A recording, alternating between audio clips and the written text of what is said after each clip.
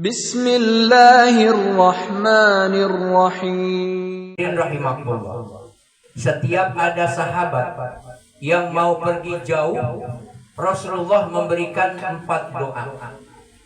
Didoakan oleh 4 doa oleh Rasulullah Sallallahu Alaihi Wasallam. Yang pertama, semoga Allah memberikan perlindungan, penjagaan kepadamu, wahai sahabatku.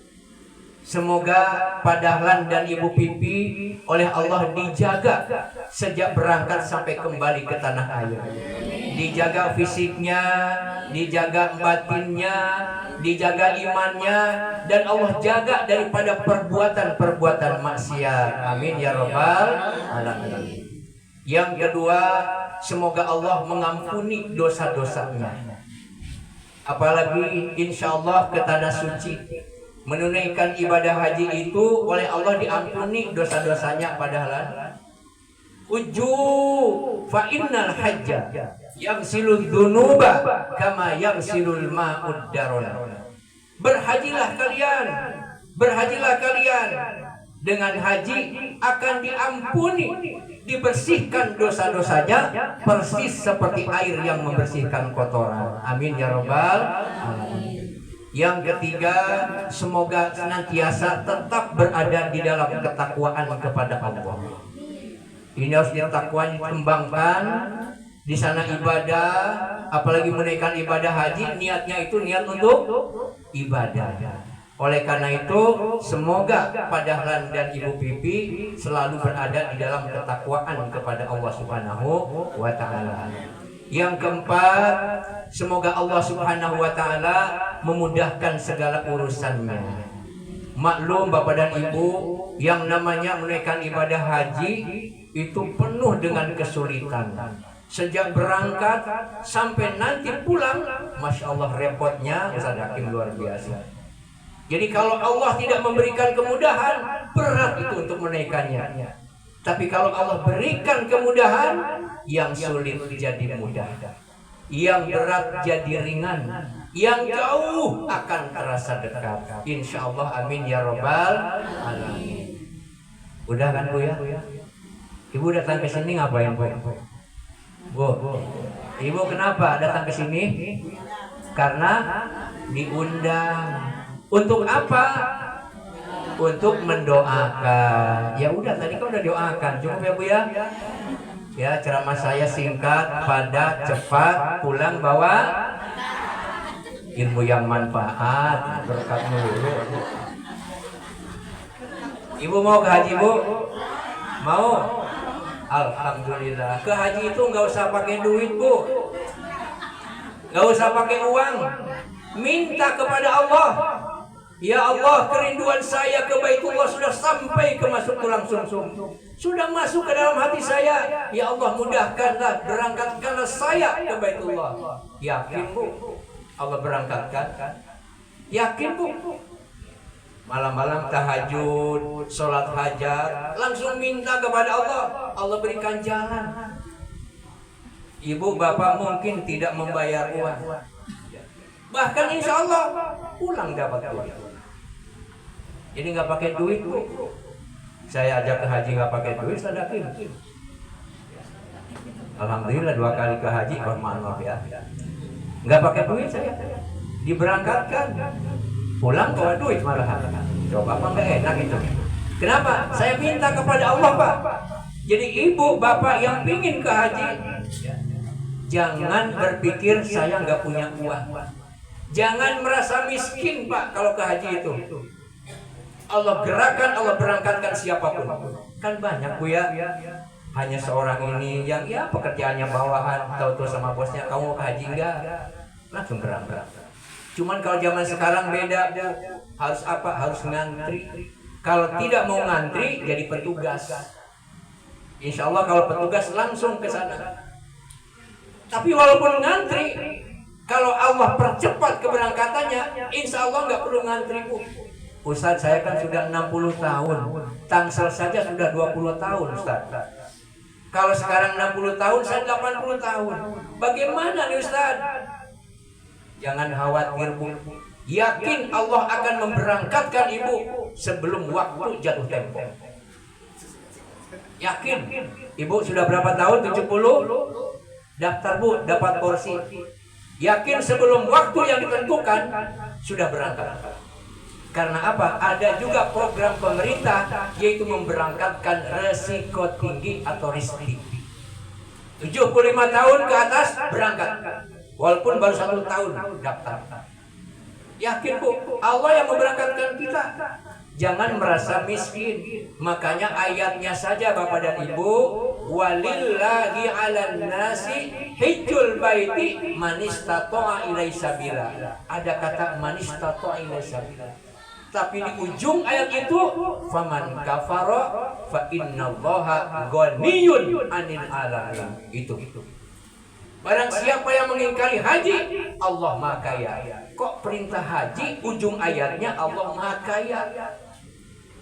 Kalau misalnya suruh berikan zakat, Allah Maha Kaya. Memang zakat itu pakai harta.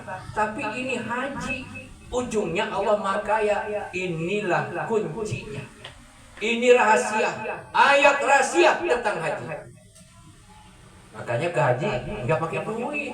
Allah Maha Kaya, minta pada Allah, Allah berangkatkan bu. Jadi jangan merasa miskin, nggak punya apa-apa, ya. Atau banyak-banyaklah baca surat Al-Hajj saja. Banyak terus Al-Hajj baca, surat Al-Hajj baca. Udah lama lapor ke saya bu. Ya. Saat saya udah baca surat Al-Hajj berkali-kali, kok nggak dipanggil-panggil ke haji? Ya kalau gitu ganti pakai surat yang lain. Surat tanah. Ambil surat tanah. Ya kalau lebar tanahnya, ya ambillah.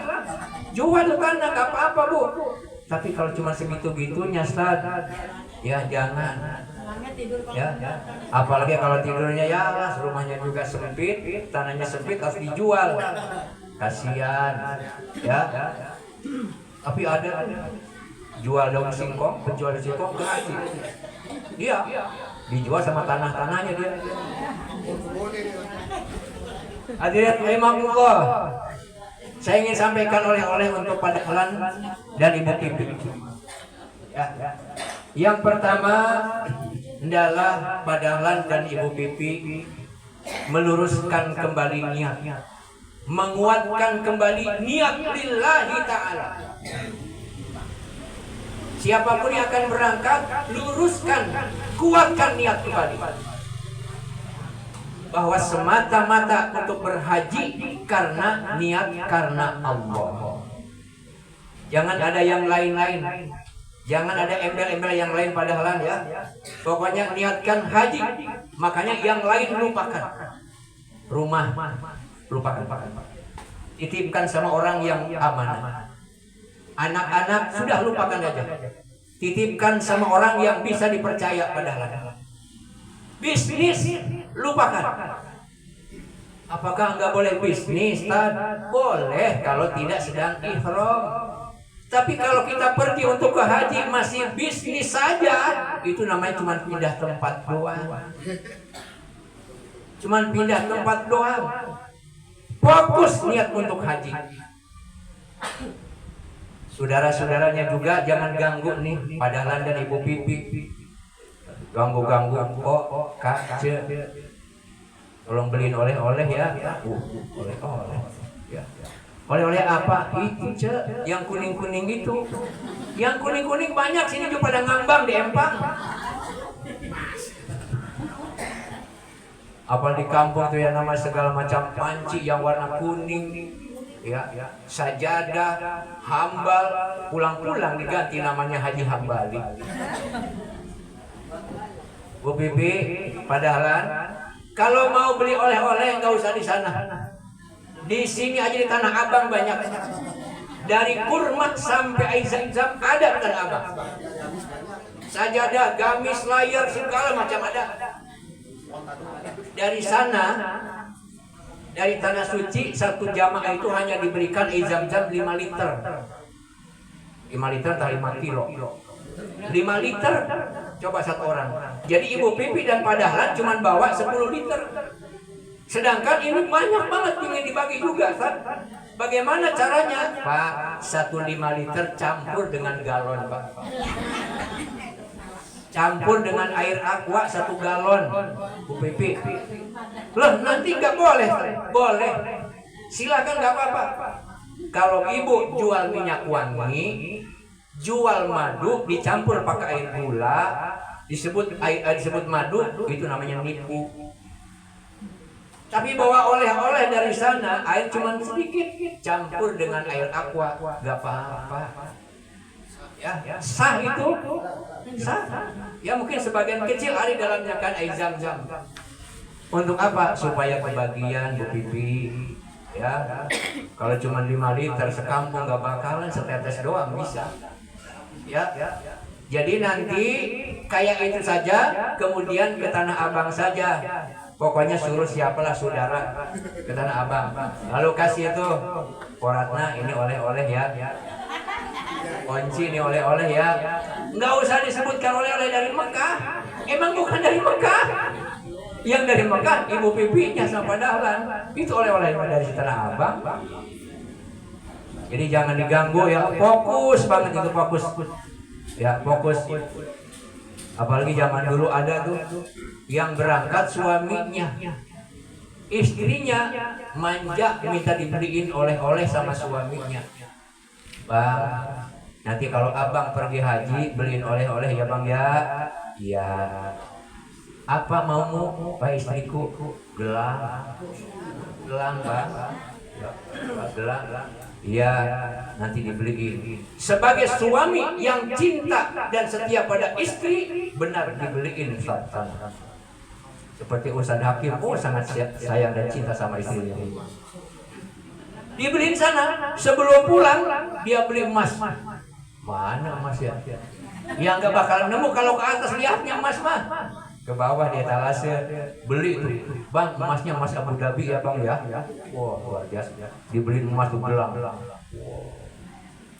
Karena ini istimewa untuk istri, nggak dimasukin ke koper, tapi masukin ke saku. Sini. Dari sana pulang masuk ke saku khusus untuk istri tercinta. Masya Allah. Ada duitnya. Ini ada.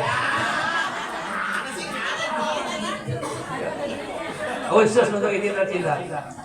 Zaman dulu, Ustaz. Zaman dulu itu awal adanya pesawat tahun 70-an itu dari Halim Perdana Kusuma, bukan dari Suta, bukan. Tapi di Halim Perdana Kusuma. Dan keluarga itu bisa melihat turunnya pesawat dari pinggir pinggir bandara itu. Nah, jam sekian mau datang, tanggal sekian, jam sekian, ditunggu aja istrinya. Dari pinggir tembok udah nunggu aja. Mana nih suami? Benar tuh pesawat turun. Turun tuh jamaah di tangga. Begitu tangga, mana suami saya? Dilihat, oh itu dia. Langsung teriak, ayah,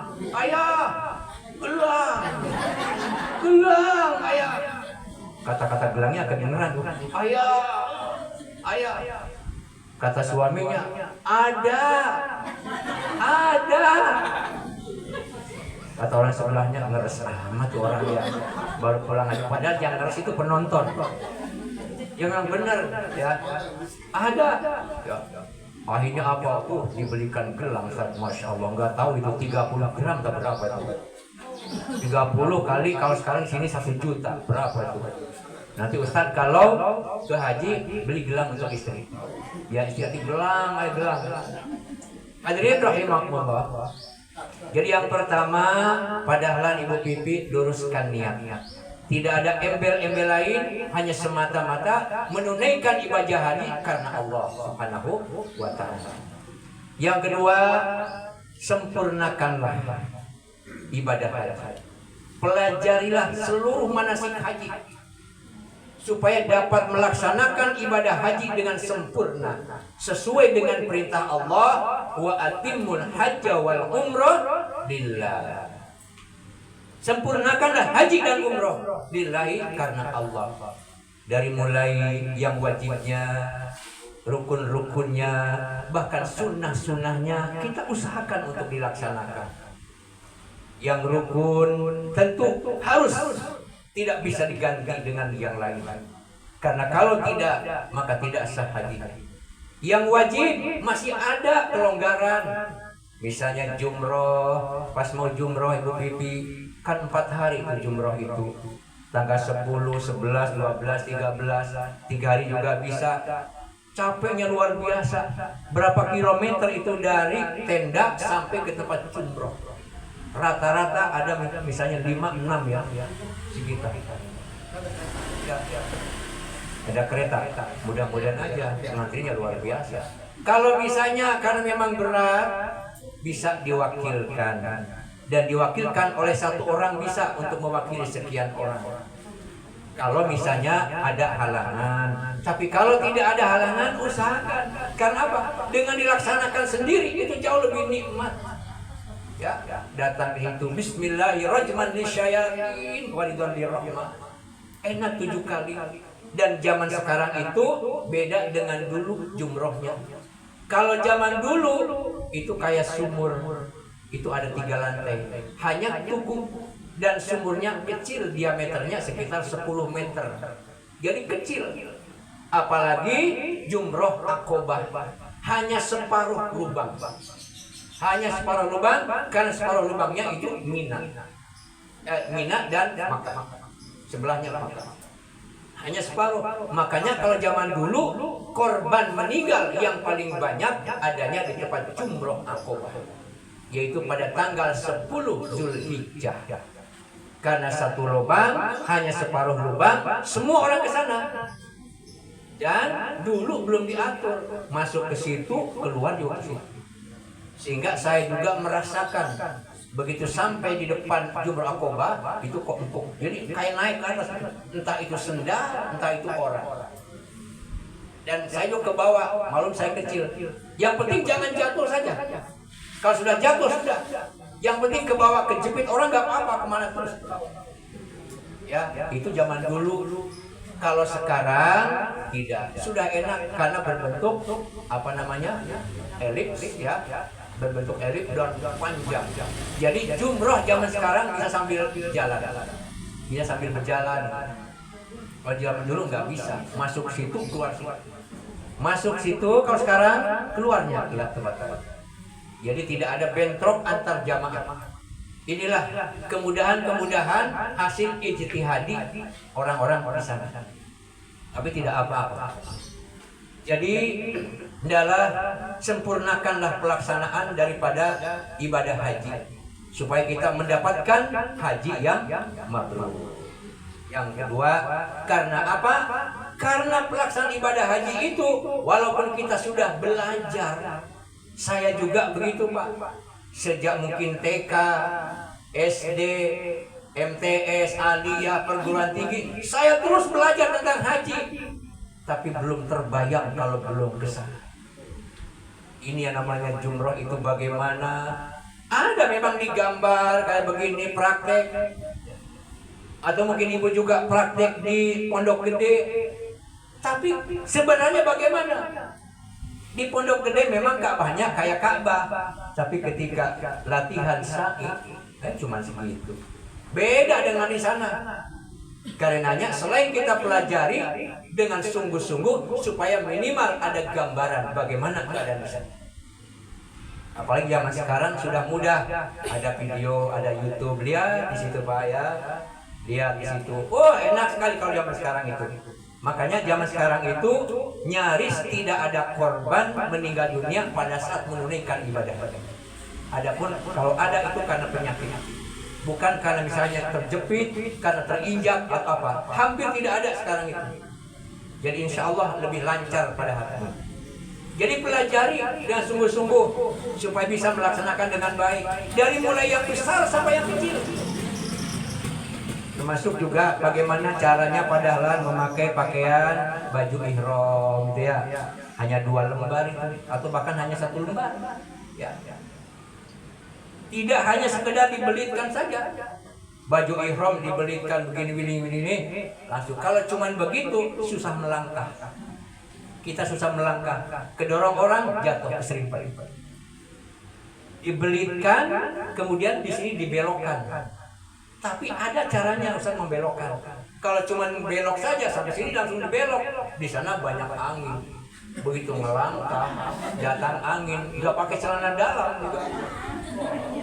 Pak, itu burung gaoknya Pak.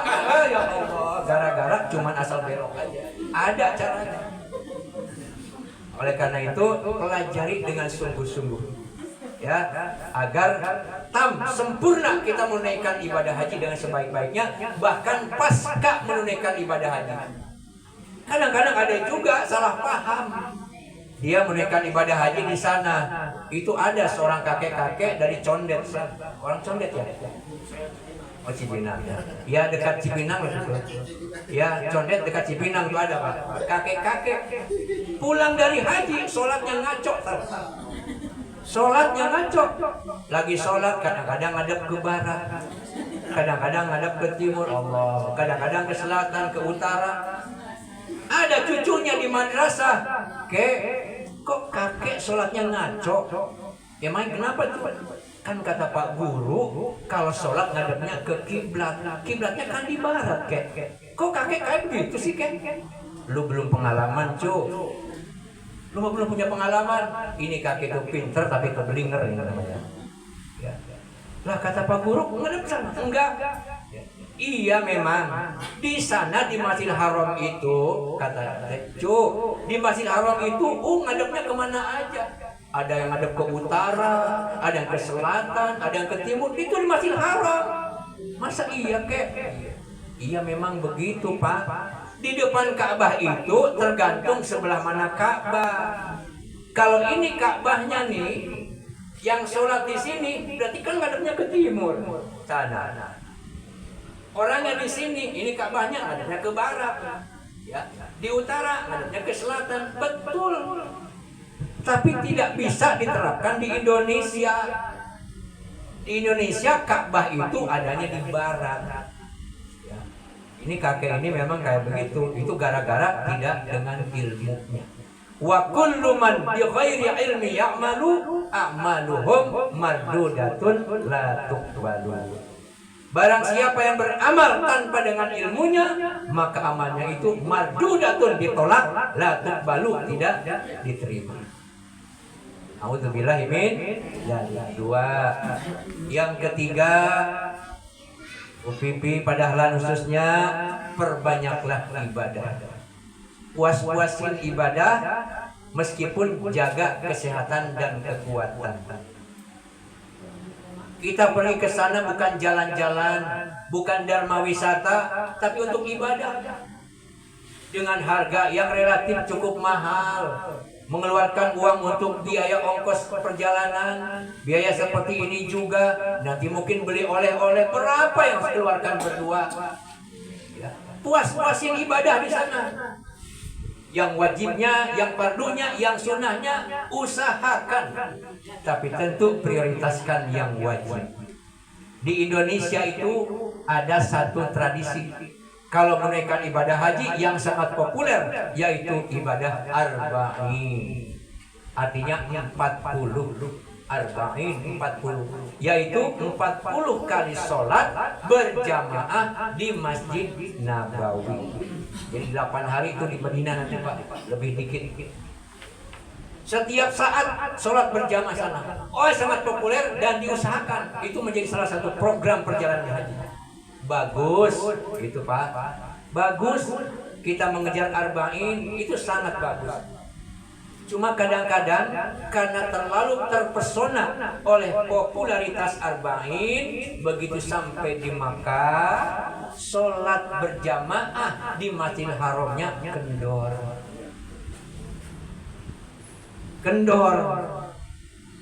Kenapa? Dia menganggap arba'in jauh lebih penting daripada sholat di Masjidil Haram. Padahal kalau dibandingkan Bapak dan Ibu, sholat di Masjidil Haram nilainya 100.000 kali lipat. 100.000 kali lipat. Sementara di Masjid Nabawi 1.000 kali lipat. Di Masjidil Aqsa 500. Di Masjid As-Salam 27 kali lipat kalau berjamaah.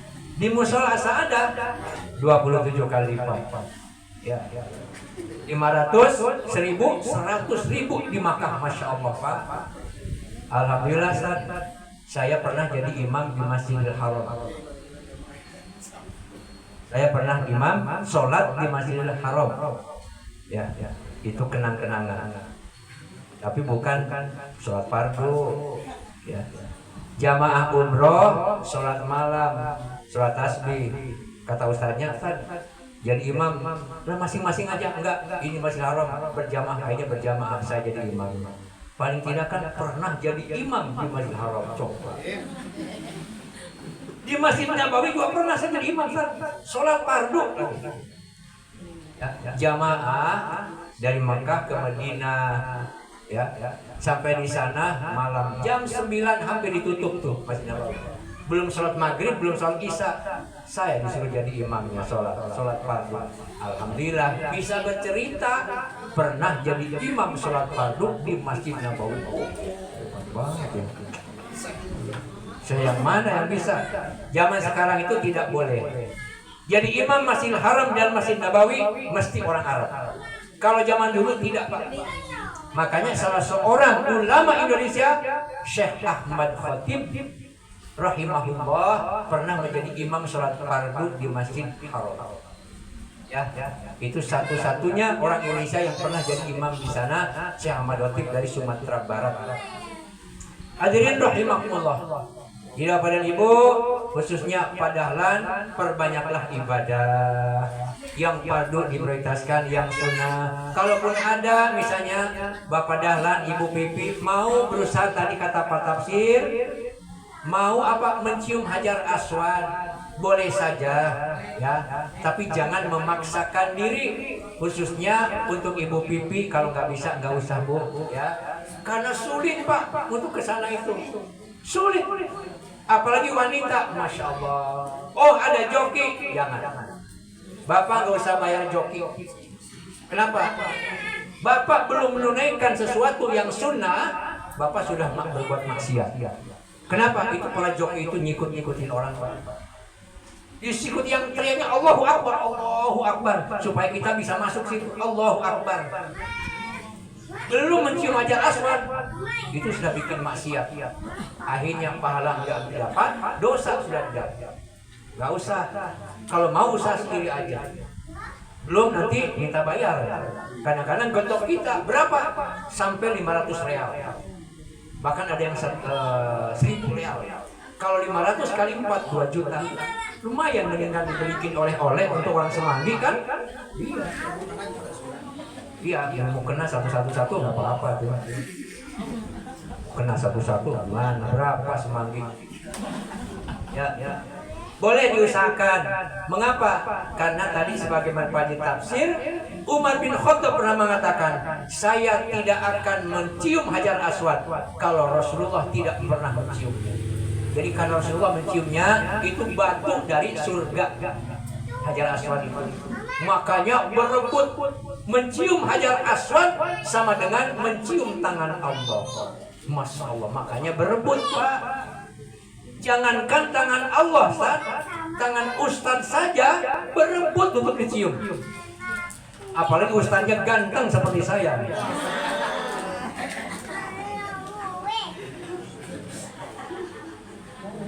Ya dengan Ustaz Hakim lah. Tapi saya di Semanggi ini Ustaz yang paling top. Ya, Bu. Saya Ustaz yang paling top di Semanggi. Ya. Tua, ompong, peot. Tambah P satu lagi, tua, ompong, peot, pikun. Mudah-mudahan pikun mangga ya saya. Kalau tua pasti tua, ya. Ompong pasti ompong. Nih ditambal. Peot, mudah-mudahan peot tuh peot. Ya. Tapi kalau pikun mudah-mudahan sih enggak. Karena ibu-ibu, supaya ibu dan bapak tidak pikun, apa caranya? Banyak membaca Al-Quran. Habis sholat baca, insya Allah nggak pikun. Nah, bapak dan ibu-ibu, jadi yang ketiga, usahakan bapak calon haji ini untuk senantiasa ibadah kepada Allah Subhanahu wa Ta'ala. Yang terakhir, banyak-banyaklah berzikir, berdoa dan istighfar. Berzikir, berdoa, beristighfar, banyak-banyak. Berdoa minta kepada Allah, padahal apa saja minta sana. Ibu-ibu dan bapak-bapak, di sana itu di sekitar Makkah ada 15 tempat yang mustajabah kalau berdoa. Ini sampaikan oleh Rasulullah Shallallahu Alaihi Wasallam. Waktu Rasulullah hijrah dari Makkah ke Madinah, waktu Rasulullah hijrah dari Makkah ke Madinah, Rasulullah bersama Abu Bakar Siddiq udah sampai ada di bukit, jauh di bukit. Dia menatap kembali kota Makkah. Dia tatap kembali kota Makkah. Lalu Rasulullah ngomong di depan Abu Bakar, wallahi innaki la khairu wa ahabbu ardillahi ilayya. Demi Allah, wahai kota Makkah, adalah kota yang paling baik dan paling aku cintai. Laula ukhrijtu minki ma kharajtu abada. Seandainya pendudukmu, wahai kota Makkah, tidak mengusirku, pasti aku tidak akan meninggalkanmu untuk selama-lamanya. Abu Bakar melihat aja, ya Rasulullah, penduduk Makkah mengusirmu ya Rasulullah, tapi mengapa engkau mengatakan kota yang paling baik dan paling aku cintai? Cing kunaon sababna? Ya Abu Bakar dari Bogor kan ya. Cing kunaon sababnya? Apa kata Rasulullah? Ma ala wajhil ardi baldatun yustajabu biha du'a fi 15 mawdi'an illa Makkah. Tidak ada bumi manapun apabila berdoa di 15 tempat dan makbul illa Makkah, kecuali Makkah.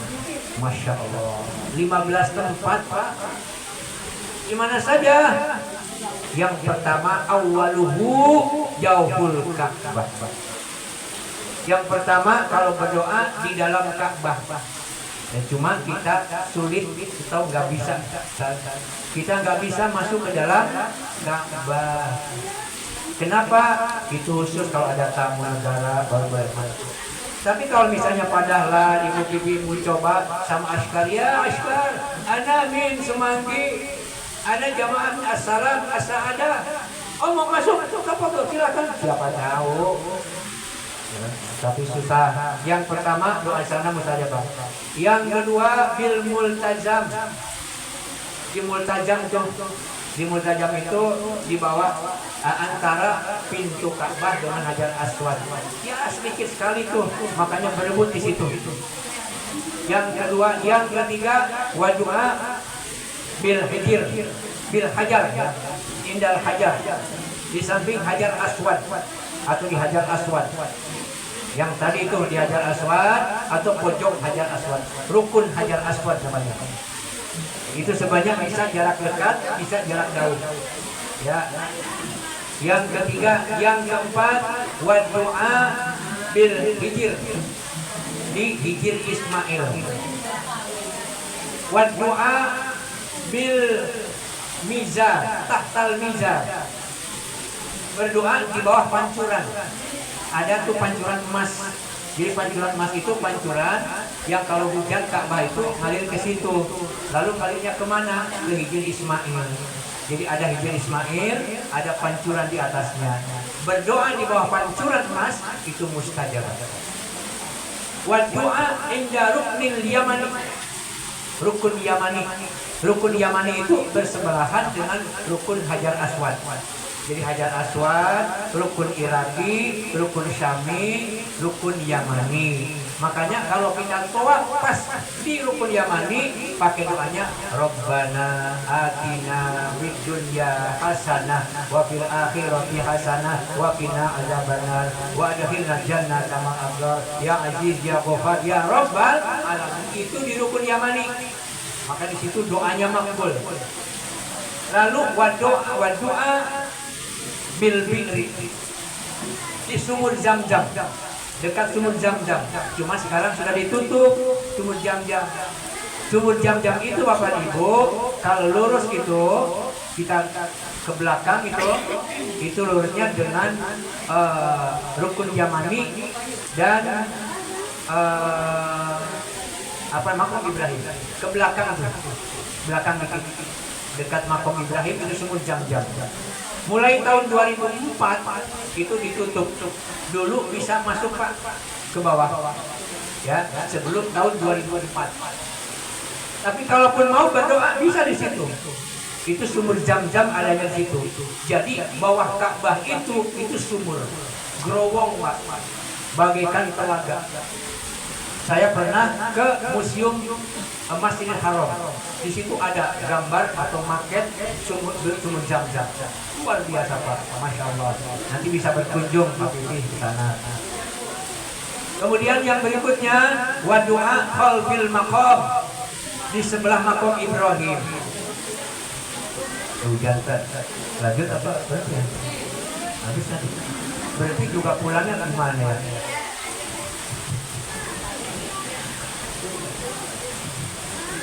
Doa di Makom Ibrahim, wattakhidhu min maqami Ibrahim musalla. Ambillah, jadikanlah daripada sebelah Makom Ibrahim itu sebagai tempat sholat, musola. Biasanya Bapak Ibu habis tawaf itu sholat tawaf. Sholat tawaf itu di situ dekat Makom Ibrahim. Makom Ibrahim itu tempat berdirinya Ibrahim untuk memperbaiki Ka'bah, bukan kuburan. Kalau dikatakan makam itu kuburan ya. Makam itu kuburan kita. Padahal bahasa Arab itu maqam, itu tempat berdiri. Ya. Wa du'a fi Sofa, di Bukit Sofa. Wa du'a bil Marwah, berdoa di Bukit Marwah. Itu sudah berapa tuh Bapak Ibu ya? Gak kehitung. Wa du'a bil Arafah, berdoa di Arafah, itu haji, itu Arafah.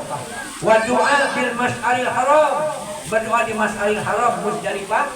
Wa du'a bil Jumrah Ula Wusta Aqabah.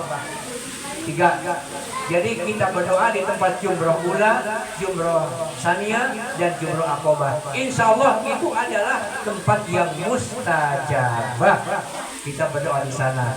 Karenanya padahal banyak-banyaklah berdoa, khususnya di tempat yang mustajabah. Untuk apa? Mendoakan anak, keluarga, saudara, teman, siapapun kita doakan kebaikan. Jangan pelit, ya. Jangan pikir dengan doa. Doa itu enggak mengeluarkan biaya.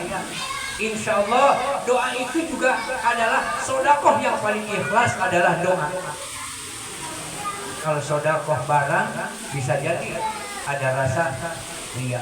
Tapi kalau sodakoh doa, insya Allah kita tidak diminta kok. Orang juga tidak ada, lalu kita doakan. Makanya doa itu ibadah sodakoh yang paling ikhlas. Insya Allah, amin ya robbal alamin. Kemudian banyak-banyaklah beristighfar di sana Pak, minta ampun kepada Allah Subhanahu wa taala. Hadirin rahimakumullah, itulah di antara bekal-bekal untuk khususnya calon haji, yaitu Bapak Dahlan dan Ibu Titi. Mudah-mudahan ada manfaatnya.